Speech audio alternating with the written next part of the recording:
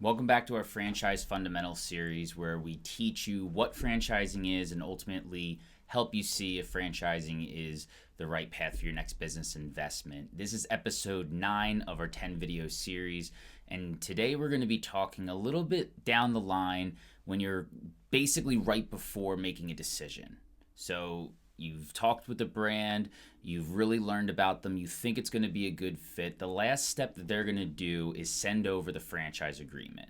Now, the franchise agreement is going to be the terms and conditions of your guys' relationship, just laying out exactly what both sides should expect from one another.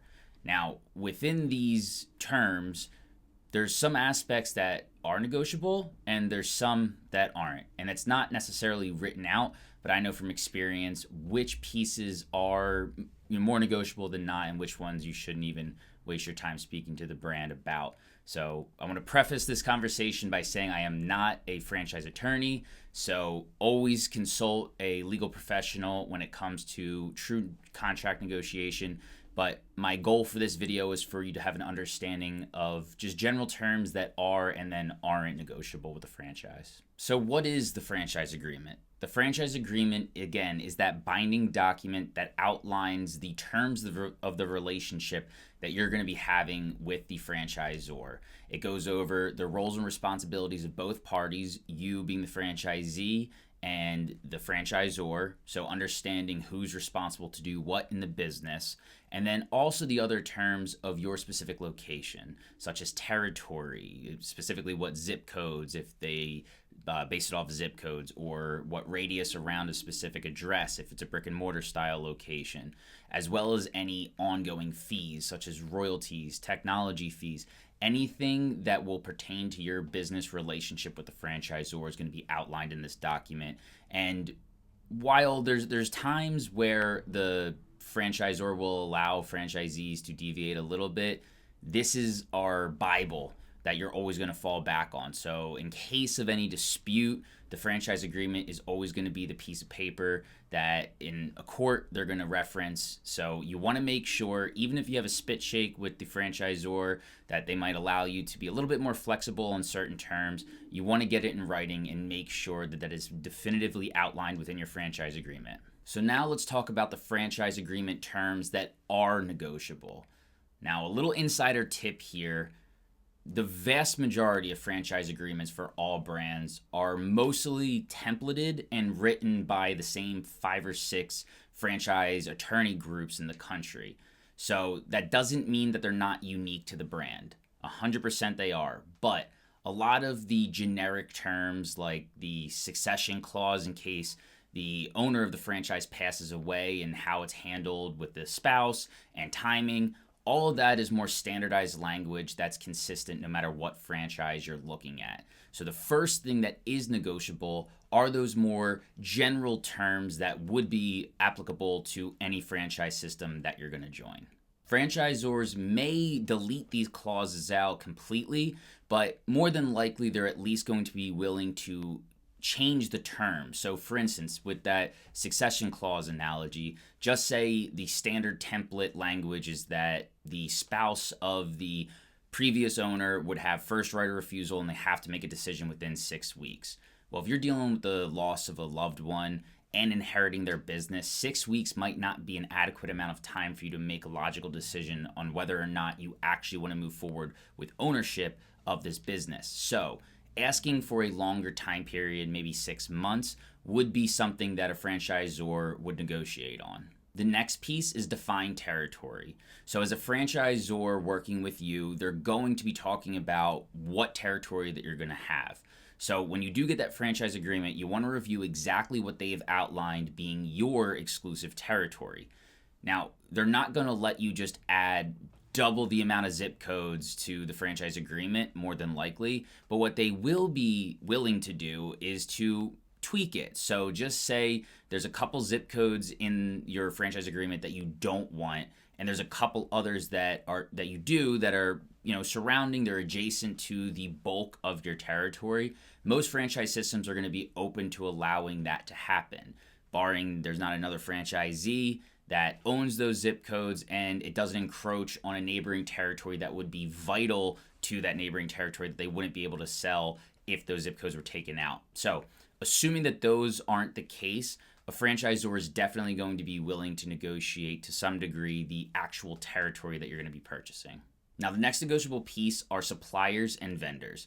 So pretty much any franchise that you're going to engage with is going to have something that they're going to be sourcing to you, and that's one of the inherent benefits of joining the franchise system. If you're a home service-based business, maybe it's the type of trucks that you're actually going to be using. Maybe there's a certain supply of material that you're going to have to be using. On the brick and mortar side of things, maybe there's a certain build out that needs to happen for the franchise to be up to brand standards. These are all pieces that the franchisor is more than likely going to have a built out pathway for you to leverage. But let's use the build out of a brick and mortar business, for example. The franchisor is probably going to have a national contractor that does most of their build outs because they get a good deal and the contractor knows exactly how to build these locations out to spec. But if you have an uncle who's a very acclaimed builder or contractor and you would like for him to do the work, that's something that the franchisor is probably going to be negotiable on as long as the contractor can fulfill the needs to make the store brand standard. Another example of this is going to be a supplier. So just say in the home service aspect, the brand is requiring you to get Isuzu trucks. And they have a national account with Isuzu, and they absolutely can get you a good deal. But you have a friend who also works for Isuzu, and they have some trade-ins that they recently got, and you can get them at an even better discount. As long as the brand is okay with you going for that used truck, they'll be able to grant you the right to do so. So these are some aspects in terms of suppliers and vendors that are negotiable within the franchise agreement, but nothing's guaranteed. And ultimately, what the franchisor is going to be most concerned about in this category is making sure that everything surrounding the business is up to brand standard. That's how they maintain integrity within their brand. And the last negotiable piece is opening timeline. So within the franchise agreement, it's going to have very defined language, the time that they believe it should take you to be up and running. That's important because as soon as you are crossing that opening timeline threshold, that's when all other fees start to kick in, like technology fees, required royalties, things of that nature. So with whatever's happening in life, just say you sign your franchise agreement in late October and it has your opening deadline around Christmas, you might want to talk to the franchisor and see if you can push that back a few weeks just to give you some time to get through the holidays and start on a fresh foot. Now, more than likely, the franchisor will already have that factored in. But again, to your specific life, you don't know, maybe there's a trip plan, there's some life event that is happening right around opening that is definitely going to delay. Let the franchisor know that before you sign the agreement, so that way they can change the language within the document and you don't get on the hook for fees when you're not actually operating. Now let's talk about the non-negotiable pieces of the franchise agreement. So the first one I want to tackle is royalty. Because the first question I usually get from a candidate is, hey, I just got my franchise agreement. I know the royalty is 7%, but do you think I can negotiate it down to 5%? And the answer is almost absolutely not. The franchisor will not usually budge on royalty amounts because they need to keep that consistency. Because if a different franchisee finds out that you got a discounted royalty, now everyone in the system is going to want the same thing. So royalties are usually a non-negotiable piece. The second non-negotiable piece is going to be training requirements.